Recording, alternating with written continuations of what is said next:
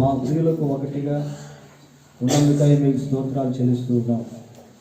ఈ సమయంలో కొద్ది నిమిషాలు మీ వాక్యాన్ని ధ్యానం చేసుకుంటూ ఉండగా ఈ వర్తమానము విరుచున్న మాకందరికీ దీవెనకరముగా చేయమని మా రక్షకుడైన యేసుక్రీస్తు ఉన్నతమైన నామంలో ప్రార్థన చేస్తున్నాము తండ్రి.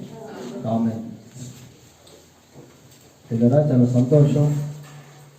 ఈ కంగ్రాచులేట్స్ వేరే sister and Kishore Jyothi family, వారి కుటుంబానికి మరి ప్రభువైన యేసుక్రీస్తు నామంలో శుభాలు తెలియజేస్తూ ఉన్నాం. ఇంకా బంధుమిత్రులు అనేక మంది వచ్చారు రేపల నుంచి, ఇంకా ప్రాంతాల నుంచి. రవిప్రసాద్ గారు, వారి కుటుంబం అందరిని బట్టి దేవుని స్తోత్రాలు. ఇంకా స్థానిక సంఘస్థులు, బంధుమిత్రులు, నైబర్స్, పొరుగువారు, వారిని బట్టి కూడా దేవుని స్తోత్రాలు చెల్లిస్తూ ఉన్నాం. మరి కుటుంబాన్ని దేవుడు ప్రేమించి వీరికి ఇచ్చినటువంటి ఈ నూతన గృహాన్ని బట్టి మరొకసారి దేవుని కృతజ్ఞతాస్తుతులు చెల్లిస్తున్నాం. ఈ సమయంలో మరి బైబిల్ గ్రంథంలో నుండి ఒక 5 గృహాలను గురించి క్లుప్తంగా మనం వాక్యం ధ్యానం చేద్దాం. ఈ 5 గృహాలు, ఇంకా అనేకమైనటువంటి గృహాలు బైబిల్లో మనకు కనిపిస్తాయి. అయితే 5 గృహాలను గురించి ఈరోజు నేను సందేశంలో జ్ఞాపకం చేస్తాను. మొదటి గృహం ఏంటి అంటే సమాధాన గృహము, రెండవది ప్రార్థనా గృహము, మూడవది సువార్త గృహము, నాలుగవది దేవుణ్ణి కలిగిన గృహము, ఐదవది దేవుని గృహము. ఈ 5 రకాల గృహాలను గురించి మనం దేవుని వాక్యంలో కొన్ని విషయాలు జ్ఞాపకం చేసుకున్నాం. మొదటిగా సమాధాన గృహము. సమాధాన గృహము చూడండి, సామెతల గ్రంథం 17వ అధ్యాయము. సామెతల గ్రంథం 17వ అధ్యాయము. పీస్ హౌస్, సమాధాన గృహము. సామెతల గ్రంథం 17వ అధ్యాయము మొదటి వచనం ఒకసారి చదవండి ఎవరైనా. రుచి అయిన భోజన పదార్థములను కలహంతో కూడిన ఇంట నుండుట కంటే నెమ్మది కలిగి ఉండి వట్టి రొట్టె ముక్క తినటం మేలు. ఇక్కడ ఒక ఇల్లుని గురించి చదువుకుంటా ఉన్నాం.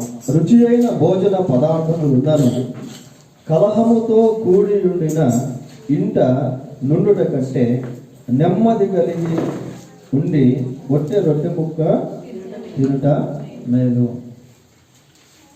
ఇక్కడ నెమ్మది అనేటువంటి పదాన్ని మనం చదువుకుంటా ఉన్నాం. మరి గృహాల్లో నెమ్మది కలిగి ఉండుట అనేటువంటిది చాలా ప్రాముఖ్యం. ఒకవేళ ఇంట్లో మంచి భోజన పదార్థాలు ఉన్నాయనుకోండి, కుటుంబంలో నెమ్మది అనేటువంటిది లేకపోతే ఆ గృహం ఎలాంటిది అంటే అది this house better than like hell, అంటే అది నరకము మేలుకరంగా ఉండేటువంటి విధంగా hell is better than house లాగా ఉంటుంది. కుటుంబాల్లో మరి సమాధానము, నెమ్మది, ప్రేమ, ఐక్యత ఇవన్నీ కుటుంబీకులు కలిగి ఉండట అనేది చాలా ఇంపార్టెంట్. చూడండి, కొన్ని గృహాలను మనం చూసినప్పుడు అవి చూసేదానికి పెద్ద పెద్ద భవనాలుగా ఉంటాయి. ఆ గృహాల్లో మంచి మంచి వస్తువులతో అలంకరించి ఉంటారు, చాలా విలువైనటువంటి వస్తువులు. కానీ ఆ గృహాల్లో నివసించేటువంటి మనుషుల్లో మాత్రం ఎంతో అసమాధానం, కొట్లాటలు, గొడవలు, పగవులు. కొన్ని గృహాల్లో మనుషుల్లో నెమ్మది లేకపోవటం వల్ల ఆ గృహాల్లో ఆత్మహత్యలు కూడా జరుగుతూ ఉంటాయి. కాబట్టి మనం కట్టుకున్నటువంటి గృహంలో నెమ్మదిగా జీవించుట అనేటువంటిది చాలా ప్రాముఖ్యమైనది. రుచి అయిన భోజన పదార్థములున్నను కలహముతో కూడి ఉండిన ఇంట నుండుట కంటే. మంచి భోజన పదార్థాలు ఉన్నాయి కానీ ఆ ఇంట్లో ఏముంది? కలహము. కాబట్టి కలహం ఉన్నటువంటి గృహాల్లో అవి ఎంత మంచి చక్కగా కట్టబడినప్పటికీ అందులో నెమ్మది అనేటువంటిది ఉండదు. చూడండి, చాలా వరకు మనం బయటికి వెళ్ళి మన పనులన్నీ చూసుకొని ఇంటికి వచ్చిన తర్వాత ఇంట్లో ఎంతో ప్రశాంతత అనేటువంటిది మనం కోరుకుంటాం. బయటికి వెళ్ళి నిర్విరామంగా పనులు చేసుకొని, వ్యాపారాలు చేసుకొని, ఎంతో దూర ప్రయాణాలు చేసుకొని సాయంత్రం ఇంటికి వచ్చేసరికి మనకి ఏమనిపిస్తుంది అంటే కొంచెం ప్రశాంతంగా ఇంట్లో ఉండాలని అనిపిస్తుంది. అయితే కొన్ని కుటుంబాల్లో కలహాలు ఉండటం వలన ఆ కుటుంబాల్లో నెమ్మది అనేటువంటిది, సమాధానం అనేటువంటిది మనుషులు లేకుండా జీవిస్తూ ఉంటారు. So if you want to live in peace at our families, at our houses, మన గృహాల్లో సమాధానంతో జీవించాలి అని అంటే మన కుటుంబాల్లో ఏముండాలంటే మొట్టమొదటిగా ప్రేమ అనేటువంటిది ఉండాలి. ప్రేమ అనేటువంటిది ఉండాలి. భార్య భర్తల మధ్య ప్రేమ, తల్లిదండ్రులు పిల్లల మధ్య ప్రేమ, అత్త కోడళ్ళ మధ్య ప్రేమ, మామ అల్లుళ్ళ మధ్య ప్రేమ, ఇట్లాగా కుటుంబాల్లో ఎప్పుడైతే ప్రేమ అనేటువంటిది ఉంటుందో ఆ ప్రేమను బట్టి కుటుంబీకులు ఆ గృహంలో నెమ్మది కలిగి జీవిస్తూ ఉంటారు. ఇంకా కుటుంబంలో నెమ్మది కలిగి జీవించాలి అని అంటే విధేయత అనేటువంటిది కూడా చాలా ఇంపార్టెంట్. ఒక భార్య భర్తకు విధేయత చూపించాలని బైబిల్లో మనం చూస్తాం. తర్వాత పిల్లలు తల్లిదండ్రులకు విధేయత చూపించాలని బైబిల్లో మనకు చెప్పబడింది. కొన్ని కుటుంబాల్లో భార్య భర్తల మధ్య గొడవలు. ఎందుకు అంటే భర్త భార్యను ప్రేమించలేనటువంటి స్థితి, భార్య భర్త పట్ల విధేయత చూపించలేనటువంటి స్థితి. అటువంటి గృహాల్లో నెమ్మది ఎంత మాత్రము ఉండదు. కొన్ని గృహాల్లో పిల్లలు తల్లిదండ్రులపై తిరుగుబాటు చేసేటువంటి వారిగా ఉంటారు, తల్లిదండ్రులను ధిక్కరించేటువంటి వారిగా ఉంటారు, తల్లిదండ్రులకు లోబడినటువంటి వారిగా ఉంటారు. కాబట్టి అటువంటి గృహాల్లో కూడా సమాధానం అనేటువంటిది ఉండదు. ఫస్ట్ గృహంలో ఏముండాలి అంటే ప్రేమ అనేటువంటిది ఉండాలి. రెండవదిగా గృహంలో ఏముండాలి అంటే ఒబీడియన్స్ అనేటువంటిది ఉండాలి. మూడవదిగా గృహంలో ఏముండాలంటే అండర్స్టాండింగ్స్, అర్థం చేసుకునేటువంటి స్థితి ఆ కుటుంబంలో ఉండాలి. మనం ఎంత పెద్ద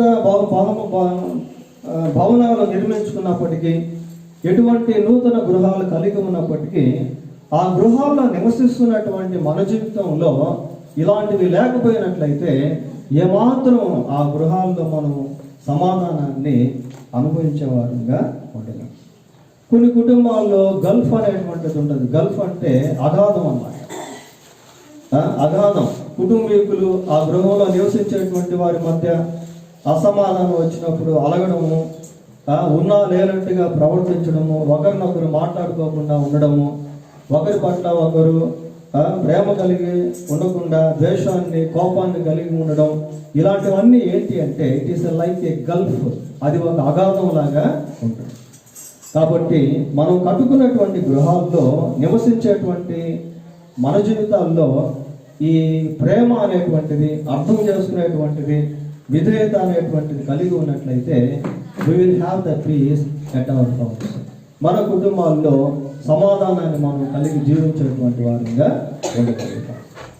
పోతే రెండవ గృహం ఏంటి అంటే ప్రార్థనా గృహము. హౌస్ ఆఫ్ ప్రేయర్, ప్రార్థనా గృహము. అపోస్తుల కార్యములు 12వ అధ్యాయము 12వ వచనాన్ని చదువుకున్నాం. ఇట్లా ఆలోచించుకొని అతడు మార్కు అను మారు పేరు గల యోహాను తల్లి అయిన మరియ ఇంటికి వచ్చెను. అక్కడ అనేకులు కూడి ప్రార్థన చేయుచుండిరి. ఎవరిల్లు ఇక్కడ మనం చదువుతున్నాము? ఎవరిల్లట? మార్కు అను మారు పేరు కలిగిన యోహాను ఇంటికి. యోహాను ఇంట్లో ఏం జరుగుతా ఉంది? ప్రార్థన జరుగుతూ ఉంది. అనేక మంది కలిసి ఆ ఇంట్లో ప్రార్థన చేస్తూ ఉన్నారు. ప్రేయర్, హౌస్ ఆఫ్ ప్రేయర్, ప్రార్థనా గృహం అనేటువంటిది ఇక్కడ మనము చూస్తూ ఉన్నాం. Prayer brings the blessings from God. ప్రార్థన అనేటువంటిది ఏం చేస్తుంది అంటే దేవుని యొక్క ఆశీర్వాదాలను తీసుకొచ్చేటువంటిదిగా ఉంటుంది. ఇందాక మనం వాక్యం చదివాం, యెహోవా ఇల్లు కట్టించని ఎడల దాని కట్టువారి ప్రయాసము వ్యర్థమే. నిజమే.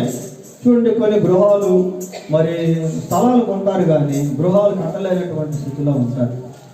కొన్ని గృహాలు ప్రారంభించబడతాయి, కన్స్ట్రక్షన్ అనేటువంటిది ప్రారంభించబడుతుంది, కానీ ఎక్కడో మధ్యలో ఆగిపోతుంది. అవి ఎలాగైపోతాయంటే రాను రాను అవి మరి పాడుపడిపోయినటువంటి గృహాలుగా మారిపోతూ ఉంటాయి.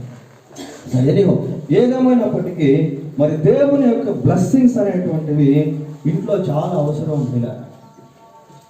చాలా అవసరం. When we pray we can receive the blessings from God. మనం ఎప్పుడైతే ప్రార్థన చేస్తూ ఉంటామో దేవుని యొక్క ఆశీర్వాదాలను మనం పొందుకునేటువంటి వారంగా ఉంటాం. అంతేకాకుండా ఏ గృహంలో అయితే ప్రార్థనలు జరుగుతూ ఉంటాయో ఆ కుటుంబాల్లో వచ్చేటువంటి సమస్యలను వారు ప్రార్థనాపూర్వకంగా పరిష్కరించుకోగలిగేటువంటి వారుగా ఉంటారు. ప్రార్థనాపూర్వకంగా కుటుంబంలో వచ్చేటువంటి సమస్యలను పరిష్కరించుకోగలిగేటువంటి వారుగా ఉంటారు. So prayer must be at home. ప్రార్థన అనేటువంటిది ఖచ్చితంగా గృహాల్లో ఉండడం అనేటువంటిది చాలా ఇంపార్టెంట్ ప్రియులారా. అంతేకాకుండా ప్రేయర్ బ్రింగ్స్ హీలింగ్. ప్రార్థన అనేటువంటిది ఏం చేస్తుంది అంటే స్వస్థతను సమకూర్చేటువంటిదిగా. మేము ఒకసారి ఒక ఇంటికి వెళ్ళినప్పుడు వేరే ప్రాంతంలో అక్కడ ఒక వ్యాధిగ్రస్తురాలను నేను చూసాం. ఆ పరిస్థితి ఎలాగుందంటే ఆ ఇంట్లో అన్నీ ఉన్నాయి, కానీ ఒక విధమైనటువంటి వ్యాధి, ఒక విధమైనటువంటి బాధ, ఒక విధమైనటువంటి శ్రమ ఆ కుటుంబీకులు అనుభవిస్తూ ఉన్నారు. ప్రార్థన అనేటువంటిది ఏం చేస్తుంది అంటే దేవుడు స్వస్థపరిచేదానికి సహాయపడుతుంది. బైబిల్లో మనం చదువుకుంటాం ఏంటి అంటే యెహోవా నేను నీకు మొరపెట్టగా నీవు నన్ను స్వస్థపరిచేది అని. కాబట్టి ప్రార్థన దేవుని యొక్క ఆశీర్వాదాన్ని తీసుకొచ్చేటువంటిది గాను, ప్రార్థన కుటుంబంలో కలిగినటువంటి సమస్యలకు పరిష్కారాన్ని తెచ్చేటువంటిది గాను, మరి ప్రార్థన వ్యాధిలో స్వస్థతనిచ్చేటువంటిది గాను, ప్రార్థన పాపంపై విజయాన్ని అనుగ్రహించేటువంటిది గాను ఉంటుంది. మనం మంచి గృహాలు కట్టుకున్నప్పటికీ ఆ గృహాల్లో పాపం అనేటువంటిది ఉన్నట్లయితే ఆ గృహం ఎంతో భయంకరమైనటువంటి స్థితిలో ఉంటుంది. పాపం ఏం చేస్తారంటే మనిషి జీవితంలో సమాధానం లేకుండా చేస్తాయి, నెమ్మది లేకుండా చేస్తాయి. కాబట్టి if you pray God will gives that strength to overcome sin. అంటే మనం ప్రార్థన ఎప్పుడైతే చేస్తూ ఉంటామో అక్కడ పాపాన్ని జయించేటువంటి శక్తిని దేవుడు ఇస్తాడు. కొన్ని గృహాల్లో మరి పాపము లేక అపవిత్రత అనేటువంటిది ఉండడం వల్ల ఆ గృహాలు చూసేదానికి బాగానే ఉంటాయి, కానీ అక్కడ చీకటి పనిచేస్తూ ఉంటాయి, సైతాన్ పనిచేస్తూ ఉంటాడు, దురాత్మలు పనిచేస్తూ ఉంటాయి. పాపం ఎక్కడైతే ఉంటుందో అక్కడ సైతానికి అధికారం అనేటువంటిది ఉంటుంది. పిల్లలు యేసు ప్రభు ఒక మాట అన్నారు, ఏమన్నారంటే మీరు శోధనలోనికి ప్రవేశింపకుండానట్లు మెలకువగా ఉండి ప్రార్థన చేయండి అని చెప్పారు. కాబట్టి మనం ఎప్పుడైతే ప్రార్థన చేస్తూ ఉంటామో ఆ గృహాల్లో ఈ పాప సంబంధమైనటువంటి వాటి విషయంలో దేవుడు విజయాన్ని ఇచ్చేటువంటి వాడిగా ఉంటాడు. అంతేకాకుండా ప్రార్థన అనేటువంటిది ఏం చేస్తుంది అంటే it gives a great spiritual fellowship. అది ఒక ఆత్మ సంబంధమైన గొప్ప సహవాసాన్ని సమకూర్చేటువంటిదిగా ఉంటుంది. ఇక్కడ ఇందాక మనం అపోస్తల కార్యం 12:12 చూసాం. అక్కడ కొద్దిమంది కలిసి ప్రార్థన చేస్తూ ఉన్నారు, కొద్దిమంది ఆత్మీయులు కలిసి ప్రార్థన చేస్తూ ఉంటారు. నిజంగా ఆత్మీయులు మన గృహానికి వచ్చి ప్రార్థన చేయడం అనేటువంటిది, ఒక సహవాసాన్ని కలిగి ఉండడం అనేటువంటిది అది మనకెంతో ఆశీర్వాదం. పిల్లలు ఆత్మీయులు లేక స్థానిక సంఘము లేక కొద్దిమంది స్త్రీలు, కొద్దిమంది పురుషులు, కొద్దిమంది యవనస్తులు గృహాల్లో చేరి ప్రార్థన చేస్తూ ఉన్నప్పుడు ఆ ప్రార్థనా వాతావరణము చాలా సామ్యంగా ఉంటుంది, చాలా శ్రేష్టమైనటువంటిదిగా ఉంటుంది. అంతేకాకుండా మన గృహాల్లో మనం ఎప్పుడైతే ఇతరుల కొరకు ప్రార్థన చేస్తామో our houses will become a blessing to the world. లోకం కోసం ప్రార్థన చేస్తున్నటువంటి సమయంలో మన గృహాలు ఏమైపోతాయంటే it becomes a prayer tower. అది ఒక ప్రార్థనా గోపురం లాగా మారుతుంది. కనుక ప్రార్థనా గృహం అనేటువంటిది మనకును మన ద్వారా అనేకులకును అది ఆశీర్వాదకరంగా ఉండగలుగుతుంది. పోతే మూడవది సువార్త గృహము. సువార్త గృహము అపోస్తలుల కార్యములు 28వ అధ్యాయము, అపోస్తలుల కార్యములు 28వ అధ్యాయము 30-31 వచనాలు చదువుతున్నాం. పౌలు 2 సంవత్సరములు పూర్తిగా తన అద్దె ఇంట కాపురం ఉండి తన యొద్దకు వచ్చిన వారందరికీ సన్మానించి ఏ ఆటంకమును లేక పూర్ణ ధైర్యముతో దేవుని రాజ్యమును గూర్చి ప్రకటించుచు ప్రభువైన యేసుక్రీస్తును గూర్చిన సంగతులు బోధించుచు ఉండేను. ప్రభువైన యేసుక్రీస్తును గూర్చిన సంగతులను పౌలు ఏం చేస్తా ఉన్నాడు? బోధిస్తా ఉన్నాడు. ఒక అద్దె గృహం తీసుకొని అక్కడ దాదాపు 2 years 2 సంవత్సరాలు ఉండి అక్కడికి వచ్చినటువంటి వారందరికీ కూడా యేసు ప్రభువుని గురించి బోధిస్తా ఉన్నారు. చూడండి, మిషనరీలు ఆ రీతిగా జీవించారు. అయితే దేవుని మహాకృపను బట్టి మన సోదరు మేరీ సిస్టర్ మరియు కిషోరి కుటుంబాన్ని ప్రేమించి వీరికి సొంత ఇల్లుని ఇచ్చారు. ఈ అనాసూరు గ్రామంలో ఎన్నో అద్దెళ్లలో ఉండి ఈరోజు మీరు ఒక సొంత గృహంలోనికి అడుగు పెట్టడం అనేది దేవుని కృప, దేవుని స్తోత్రం. సరే, ఇక్కడ పౌలును మనం గమనించినప్పుడు పౌలు ఉన్నటువంటి ఆ గృహంలో అనేక మందికి యేసుక్రీస్తు ప్రభువును గురించి ప్రకటిస్తా ఉన్నాడు. కాబట్టి ఆ హౌస్ ఏమైందంటే, ఆ గృహం ఏమైందంటే సువార్త గృహముగా మారింది. కనుక మన గృహానికి ఎవరైనా బంధువులు వచ్చినప్పుడు, మన గృహానికి ఎవరైనా స్నేహితులు వచ్చినప్పుడు, మన గృహానికి ఎవరైనా తెలిసినటువంటి వారు వచ్చినప్పుడు వారికి మన గృహంలో సువార్త అందినట్లయితే దేవుడు ఎంతో సంతోషిస్తాడు. యేసుక్రీస్తు ప్రభువుని గురించి పౌలు ప్రకటిస్తూ ఉన్నాడు. ఈ రోజుల్లో యేసు ప్రభువుని గురించి ప్రకటించడం చాలా అవసరం. ఎందుకు అంటే ప్రజలు అవసరతలో ఉన్నారు. చూడండి, ఇప్పుడు క్రిస్మస్ దినాల్లో ఉన్నాం. మరి ప్రపంచం అంతా కూడా యేసు ప్రభు యొక్క జన్మను గురించి ఆయా విధాలుగా ప్రకటించబడతాం. యేసు ప్రభు యొక్క జన్మల గురించి ప్రకటించబడతాం. యేసుక్రీస్తు కన్యక గర్భమందు జన్మించాడు. ఆయన లోకంలో పరిశుద్ధుడిగా జీవించాడు. ఆయన సమస్త మానవ పాప క్షమాపణ కొరకు శిలువలో తన రక్తాన్ని చిందించి మరణించాడు. ప్రియ, ఆయన సమాధి చేయబడి సజీవుడై 3వ రోజు తిరిగి వచ్చాడు. ఈ సువార్త అనేటువంటిది ఏం చేస్తుంది అంటే ఆత్మను నరకము నుండి రక్షించి దేవుని రాజ్యంలోని తీసుకుని వెళ్ళేటువంటిదిగా ఉంటుంది. ఆ రోజుల్లో మరి కొర్నేలు అనేటువంటి శతాధిపతి తన కుటుంబంలో మీటింగ్ పెట్టి సమావేశాన్ని ఏర్పాటు చేసి బంధువుల్ని, స్నేహితుల్ని, సేవకుల్ని పిలిపించుకొని యేసు ప్రభువుని గురించినటువంటి మాటలు ప్రకటించారు. కాబట్టి ఆ కుటుంబంలో ఏమైంది అంటే అనేక మంది దేవుణ్ణి తెలుసుకున్నారు. అనేక మంది ఆ గృహంలో ఉన్నటువంటి వారి పైన పరిశుద్ధాత్మ అభిషేకం అనేటువంటిది కుమ్మరించబడింది. కాబట్టి మన గృహాలు ఎలా ఉండాలి అంటే సువార్త గృహాలుగా ఉండాలి. ఈ కుటుంబంలో లేక ఈ గృహంలో సువార్త ప్రకటించబడి కొన్ని ఆత్మలు రక్షించబడినట్లయితే దానికి దేవుడు ఎంతో సంతోషిస్తాడు. మనిషి పాప క్షమాపణ పొందకుండా చనిపోయినట్లయితే అదులో ఉన్నటువంటి ఆత్మ లేక ఆమెలో ఉన్నటువంటి ఆత్మ నిత్య నరకానికి వెళ్ళిపోతుంది. యేసు ప్రభువునందు విశ్వాసం ఉంచడం వల్ల మనుషులు పాప క్షమాపణ పొందుతారు. యేసు ప్రభువునందు విశ్వాసం ఉంచడం వల్ల మనుషులు ఆ నరకాగ్ని నుండి, అగ్ని గంధకములతో మండే నరకాగ్ని నుండి తప్పించబడతారు. కాబట్టి మన గృహాలు ఎలా ఉండాలి అంటే సువార్త గృహాలుగా ఉండాలి. యేసు ప్రభువుని గురించి ప్రకటించేటువంటి గృహాలుగా ఉండాలి. Even if we have a wall text, మనం ఒక వాల్ టెక్స్ట్ ఇంట్లో పెట్టామనుకోండి, దాంట్లో నుంచి కూడా దేవుడు ఇంటికి వచ్చినటువంటి వారితో మాట్లాడతాడు.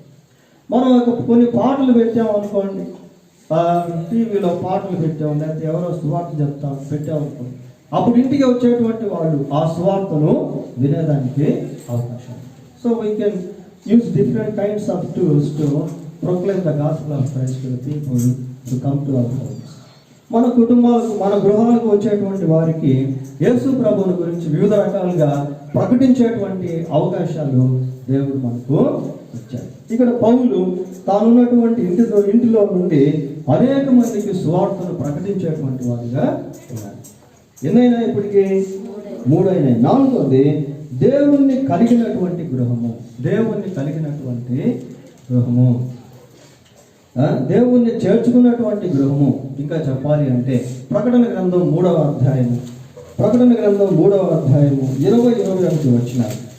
20-21 వచనాలు. ఇదిగో నేను తలుపు నొద్ద నిలుచుండి తట్టుచున్నాను.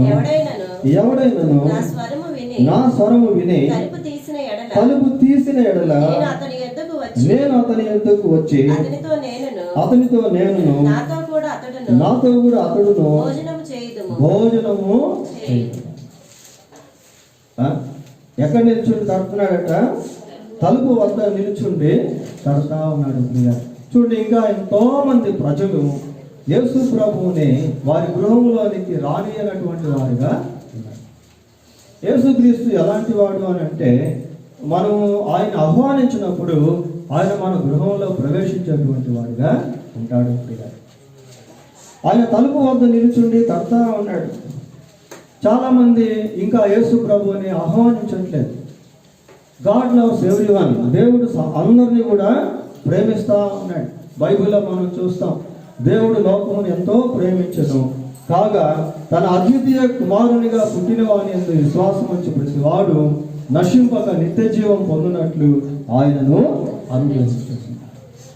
ఇక్కడ ప్రభువుకు ద్వారం తీసినప్పుడు ప్రభువు మన గృహంలోనికి ప్రవేశిస్తాడు.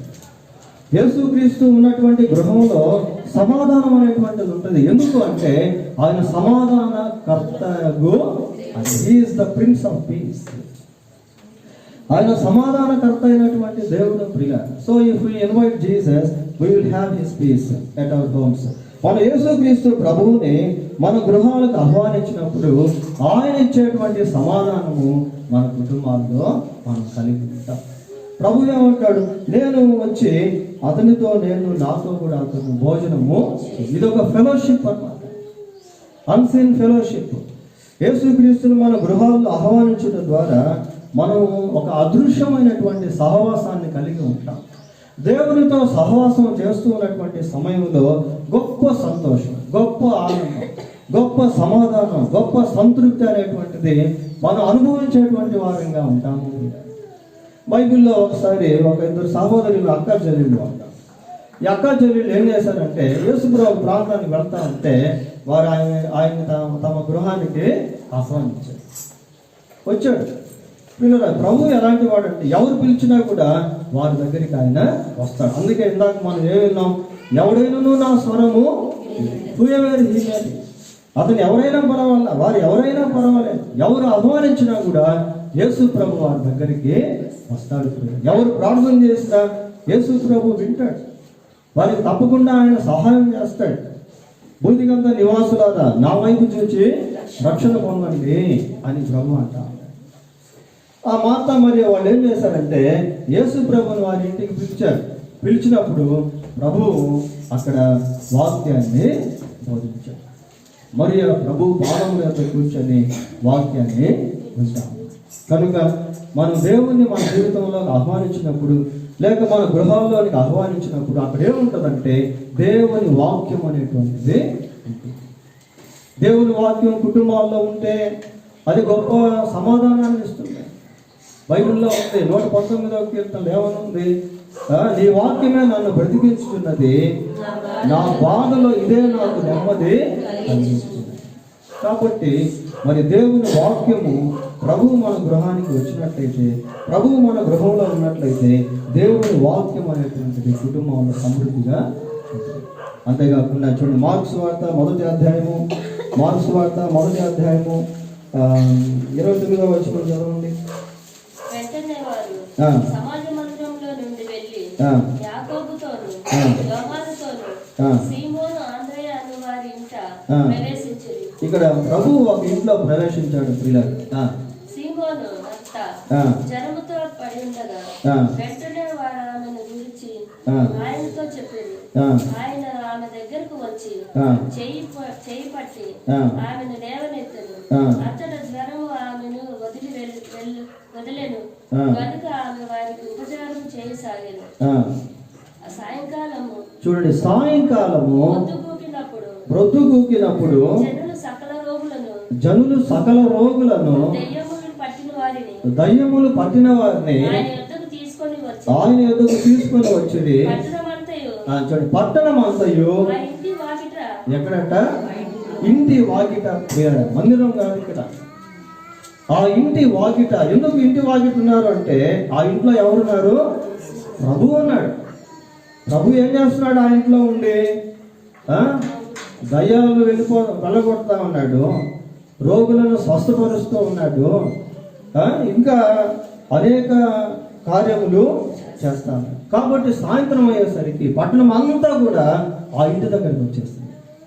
వీళ్ళరా, ప్రభు ఎక్కడైతే ఉంటాడో అక్కడ ప్రజలు మేలు పొందుతారు, ప్రజలు విడుదల పొందుతారు. కాబట్టి మన గృహాలు ఎలా ఉండాలి అంటే ప్రభువును కలిగినటువంటి గృహాలుగా మనం ఉండాలి. ప్రభువును కలిగినటువంటి గృహాలుగా మనము కలిగి ఉండాలి.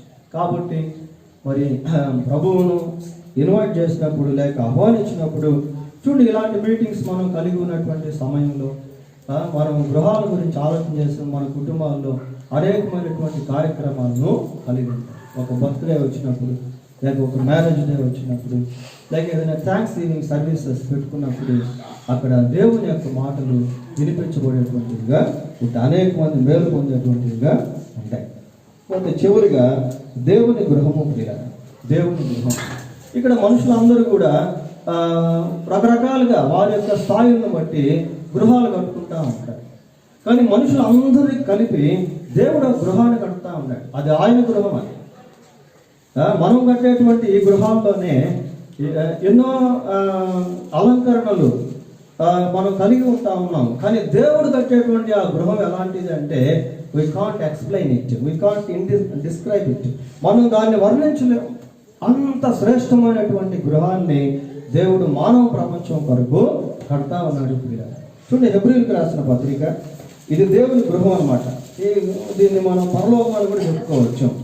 హెబ్రీ పత్రిక 11వ అధ్యాయము 9-10 వచనాలు చదువుకుందాం. విశ్వాసమును బట్టి అతనితో వాగ్దానములకు సమాన వారసులైన ఇస్సాకు, యాకోబు అను వారు 9-10 11, 9, 10 చదువు. విశ్వాసమును బట్టి అతనితో వాగ్దానములకు సమాన వారసులైన ఇస్సాకు, యాకోబు అను వారు గుడారములలో నివసించుచు అన్య దేశములలో ఉన్నట్టుగా వాగ్దాత దేశంలో వారసులైరి, పరవాసులైరి. ఏలయనగా దేవుడు దేవునికి శిల్పియు నిర్మాణకుడై ఉన్నాడు. పునాదులు గల ఆ పట్టణము కొరకు అబ్రహాము ఎదురు చూచుచుండెను విశ్వాసమును బట్టి. చాలు. ఇక్కడ అబ్రహాము, ఇస్సాకు కుటుంబాల గురించి చదువుకుంటా ఉన్నాం. వాళ్ళు డేరాల్లో నివసించేటువంటి వాళ్ళు. ఈ రోజుల్లో ఉన్న సౌకర్యాలు ఆ రోజుల్లో లేవు. డేరాల్లో నివసిస్తూ ఉన్నప్పటికీ ఎంతో గొప్ప రిచ్ పీపుల్ వాళ్ళు, బాగా ధనవంతులు వాళ్ళు. ఎక్కువ వాళ్ళకి చరాస్తులు అనేటువంటివి ఉండేవి. కానీ వాళ్ళ మైండ్ సెట్ ఎలాగుంది అంటే ఆ డేరాల్లో నివసిస్తూ ఉన్నప్పటికీ వాళ్ళంతా దేవుని యొక్క పట్టణం కొరకు లేక గృహం కొరకు కనిపెట్టుకొని జీవించారు. దేవుడు కట్టేటువంటి ఆ గృహానికి శిల్పకారు ఎవరట? ఆయనే. పునాదులు గల పట్టణం అది. ఆ పట్టణంలో లేక దేవుని యొక్క రాజ్యంలో, పరలోక రాజ్యంలో ఎవరుంటారంటే కోటాను కోట్ల దేవదూతలు ఉంటారు. ఆ పరలోక రాజ్యంలో పరిశుద్ధులు అనబడేటువంటి వాళ్ళు ఉంటారు. దేవుడు మానవుల కొరకై ఒక గృహాన్ని కడతా ఉన్నాడు. యేసు ప్రభు ఒక మాట అన్నాడు. ఏమన్నాడంటే, నేనుండు స్థలంలో మీరు ఉండులాగున నేను మరలా వచ్చి మిమ్మల్ని తీసుకుని వెళ్తాను. ఆ సిలువ పైన ఉన్నటువంటి బందిపోటు రంగా అంటున్నాడు, యేసు నీవు నీ రాజ్యంతో వచ్చినప్పుడు నన్ను జ్ఞాపకము. ప్రభు అన్నాడు, నేడు నీవు నాతో కూడా ప్యారడైస్లో ఉండు. మరి దేవుని యొక్క నివాస స్థలము పరలోకము. ఆ పరలోకం ఎలాంటిది అంటే చాలా శ్రేష్టమైనటువంటిది. ఆ పరలోకంలో దేవునితో ఉన్నటువంటి సమయంలో అక్కడ కష్టము, బాధ, వేదన ఇలాంటివి ఏవి కూడా ఉండవు. ప్రకటన గ్రంథం 21వ అధ్యాయం 4వ వచనం ఒకసారి చదువుకుందాం. 21:4. ఆయన వారి కన్నుల ప్రతి బాష్ప బిందువును తుడిచివేయను, మరణము ఇక ఉండదు, దుఃఖమైనను, ఏడుపైనను, వేదనైనను ఇక ఉండదు. మొదటి సంగతులు గతించిపోయినని. చాలు. మరణం లేదు దేవుని గృహంలో, దుఃఖం లేదు, కష్టం లేదు, బాధ లేదు. అటువంటి గృహానికి ఆయన తీసుకుని వెళ్తాడు. అంతేకాకుండా యెషయా గ్రంథం 35వ అధ్యాయం 9వ వచనం కూడా చూడండి. యెషయా గ్రంథం 35వ అధ్యాయం 9వ. అక్కడ సింహం ఉండదు. 35:9 అమ్మా. అక్కడ సింహం ఉండదు. యెహోవా విమోచించిన వారు అనేది లేదా? యెహోవా విమోచించిన వారు పాటలు పాడుచు తిరిగి సియోనుకు వచ్చేదరు. వారి తలల మీద నిత్యానందము ఉండును. వారు ఆనంద సంతోషములు గలవారై వచ్చేదరు. ఏమెగిరిపోతున్నాయి? దుఃఖమును నిట్టూర్పును. వారి తలల మీద ఏముంది? నిత్యానందం. అక్కడ సంతోషం అనేది ఎలా ఉంటుందంటే నిత్యము ఉండేటువంటి సంతోషకరమైన రాజ్యము యేసు రాజ్యము. అయితే యేసు ప్రభు యొక్క రాజ్యంలోనికి లేక ఆయన గృహంలోనికి ప్రవేశించాలి అంటే మనం సిద్ధపడి ఉండాలి. యేసు ప్రభునందు విశ్వాసం వచ్చినటువంటి వారు పాపక్షమాపణ పొందుతారు. పాపక్షమాపణ పొందినటువంటి వారు నీతిమంతులుగా తీర్చబడతారు. నీతిమంతులుగా తీర్చబడ్డటువంటి వారు పరలోక రాజ్యంలోనికి ప్రవేశిస్తారు. కాబట్టి ఆ పరలోక రాజ్యం చాలా శ్రేష్టమైనటువంటిది. అది దేవుని యొక్క నివాస స్థలం, అది దేవుని యొక్క సామ్రాజ్యం, అది దేవుని యొక్క గృహము. ప్రియ, that should be our final destination. అది మన అంతిమ గమ్యముగా ఉండాలి. మనం పరలోక రాజ్యంలోనికి ప్రవేశించాలి అంటే ఈ భూమి మీద సజీవముగా ఉన్నప్పుడే యేసు ప్రభువునందు విశ్వాసం ఉంచి పాప క్షమాపణ పొంది ఆ నిత్యరాజ్యంలో స్థలాన్ని సంపాదించాం. We should not pay any money to enter God's kingdom. దేవుని రాజ్యంలో ప్రవేశించడానికి మనం ఏమి ధనం ఖర్చు పెట్టాల్సిన పని లేదు. యేసు ప్రభువునందు విశ్వాసం ఉంచితే చాలు దేవుని రాజ్యంలోనికి ఆయన తీసుకువెళ్తుంది. ఆయన త్వరగా రాబోతుంటాడు. తన యొక్క విశ్వాసం ఉంచాడు అందరినీ కూడా తన రాజ్యంలోనికి తీసుకుని వెళ్ళేదానికి రాబోతున్నాడు. కాబట్టి మనం ఈ గృహాల్లో కొంతకాలం జీవిస్తాం. కానీ మనకంటూ ఒక ప్రత్యేకమైన మనం కట్టని మనం నిర్మించినటువంటి గృహం ఒకటి ఉంది, పరలోకము. ఆ పరలోకం దేవుడు నిర్మాణం చేస్తూ ఉన్నాడు. ఆ పరలోకానికి దేవుడు మానవుని తీసుకెళ్ళేదానికి త్వరగా కాబట్టి 5 గృహాల గురించి మనం చెప్పుకున్నాం. దేవుడు తన వాక్యాన్ని దీవించుగాక. ప్రార్థన చేసుకున్నాం.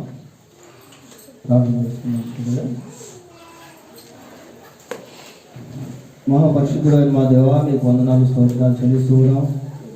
నాయన, ఈ 5 గృహాలు మా జీవితానికి దీవెనకరంగా ఉండినట్లు సహాయం చేయండి. విన్న వర్తమానం విన్న ప్రతి ఒక్కరికి ఆశీర్వాదకరంగా ఉంటే కృప ఇచ్చేయమని మా ప్రభువు యేసుక్రీస్తు నామములో ప్రార్థన చేస్తున్నాము. కాబట్టి కదా మనం సాక్ష్యం విందాం.